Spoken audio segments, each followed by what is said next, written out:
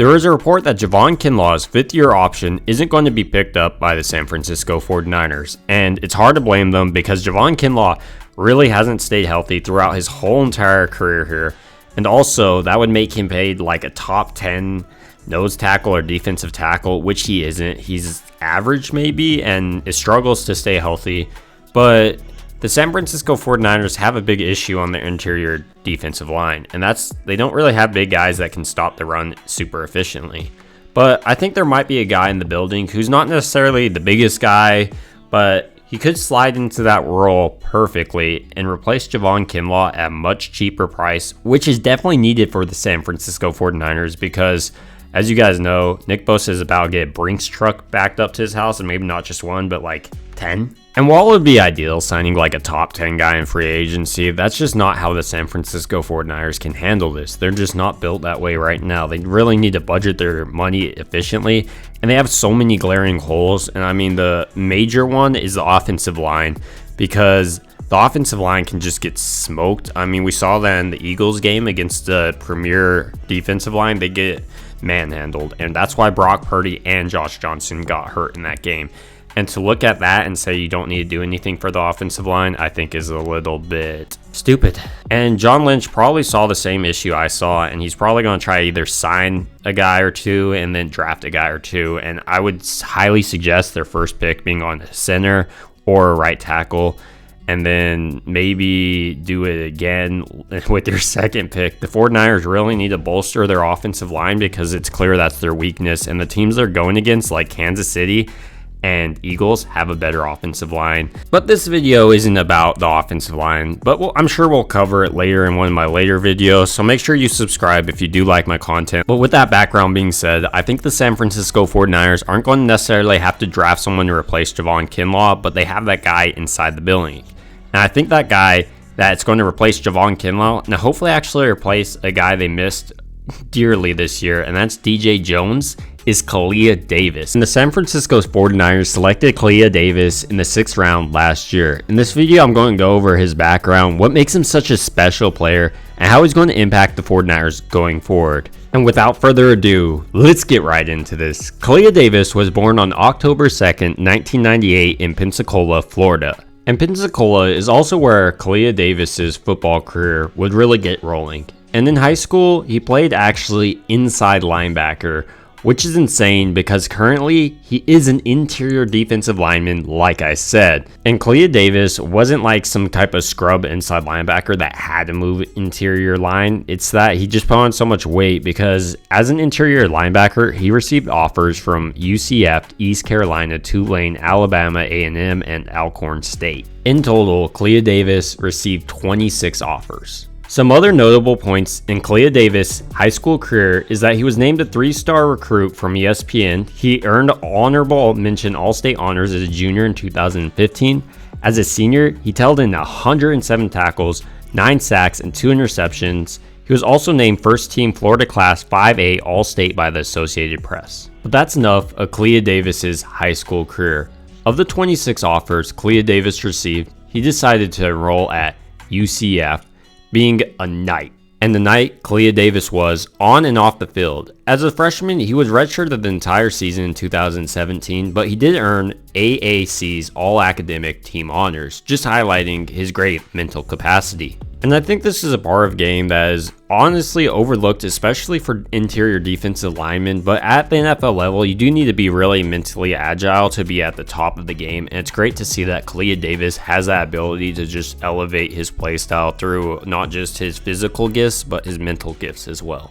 In 2018, Kalia Davis was no longer just on the bench though, and he played in 10 games, making his college debut against UConn. He recorded 17 tackles, including 10 solo tackles in the season. And one of his highlights was his game against South Carolina State in this season, where he recorded a high 6 tackles. And Kalia Davis's 2019 season was really his breakout year. He played in all 13 games, including starting assignments at defensive tackle in each of the last 9 games. He recorded a total of 27 total tackles, which was 6th on the team, with 8 tackles for loss. He was also tied 3rd on the team for sacks, and he got 3 sacks that season and added 2 breakups, 2 hurries, and a forced fumble and a fumble recovery.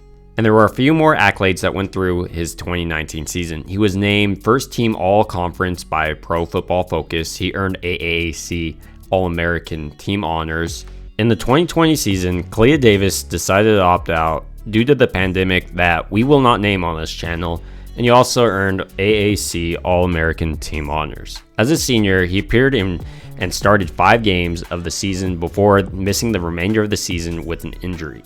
He made 17 tackles, 4.5 tackles for loss, 1 sack, with 3 quarterback hurries in just 5 games. He was named AAC Defensive Player of the Week 1 time.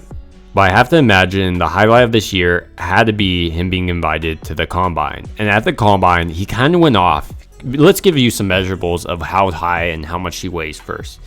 His height is 6'2", which is in the 22 percentile, so he's pretty short for a defensive tackle, but his weight is 310 pounds back then, and that was in the 84 percentile. And his 40 time was 4.89 seconds, and that's the 62 percentile, and that's plenty fast for a defensive tackle, especially at that 84 percentile weight. And while Kalia Davis's 40-yard time is super impressive, what I think is actually more impressive in his game is the short area quickness. He has like that burst, and I think he gets that from his linebacking background. And having that burst while you're going against some of these bigger offensive linemen that are often not as athletic as defensive linemen, a little less linebackers, which Kalia Davis used to be not too long ago.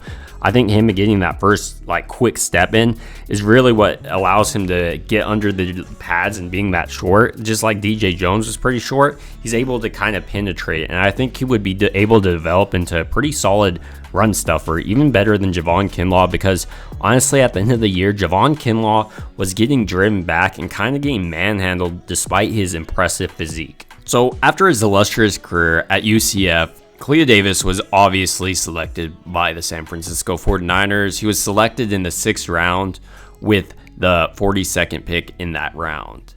And the NFL.com gave him a 6.13 prospect grade, which says it's a good backup with the potential to develop in the starter. I think this last season, him being able to actually get on the field just a little bit for practice was great for him, because that gave him a chance to start working with Chris Kasarik, who is the best defensive line coach in the league by far. I think him working with Chris Kasarik could really improve his game to another level, because as you remember, he was a linebacker for all that time, and it takes a while to develop into starting defensive lineman in the NFL. And I think having a guy like Chris Kasarik to lean on will really improve Kalia Davis's game. And I see Kalia Davis really taking over for DJ Jones and Javon Kinlaw and stepping into that starting role alongside Eric Armstead. And the big reason for this is because of how strapped the 49ers are. I mean, they have to upgrade their offensive line, and they don't have a ton of picks. And honestly, I like Kalia Davis a ton, because even though he was selected in the 6th round, he has such a quickness, and I think the reason he slid so far was because of his ACL injury. And I hope it's all better, and at least it's an ACL injury like his, instead of something like Javon Kinlaw's, which was just, his knee was always flagged and he's always had issues with it. And the San Francisco 49ers picked him with a 1st round draft pick. I mean, the San Francisco 49ers need to stop drafting injured players early in the picks. I mean, later picks, it makes sense because these guys are flyers essentially, but Javon Kinlaw honestly should never have been drafted by the San Francisco 49ers, especially with their injury histories. With all this being said about Kalia Davis, I would still like the San Francisco 49ers to use 1 draft pick on an interior defensive lineman at least, because I think that would really help bolster a defensive line group that you could see had issues interior last year. Another pick that I think would be interesting is just drafting a quarterback, because I feel like the San Francisco 49ers might have a nice little formula in finding out what type of quarterback they want. They want someone with such a high processing ability. Maybe there's a way to test for that. And then also just draft a quarterback that started at least 3 years, because then that way you have a plug and play starter that could work in Shanahan's system. And no offense to Trey Lance, but it's clear that Shanahan still doesn't have trust in him despite having him for multiple years. So maybe having a guy with that experience is something that Kyle Shanahan really needs in a quarterback. And that's something Bill Walsh actually preached too, is having 3 years of starting experience before getting drafted. Hey, but Kyle Shanahan doesn't even watch Bill Walsh's film according to himself. But I'm just joking around, guys. I really appreciate you guys watching this video, and I really would appreciate you guys subscribing, liking, and letting me know your thoughts on Clea Davis and the whole Javon Kinlaw not being picked up on this 5th-year option. And let's make this the year that the San Francisco 49ers finally bring home a Lombardi trophy.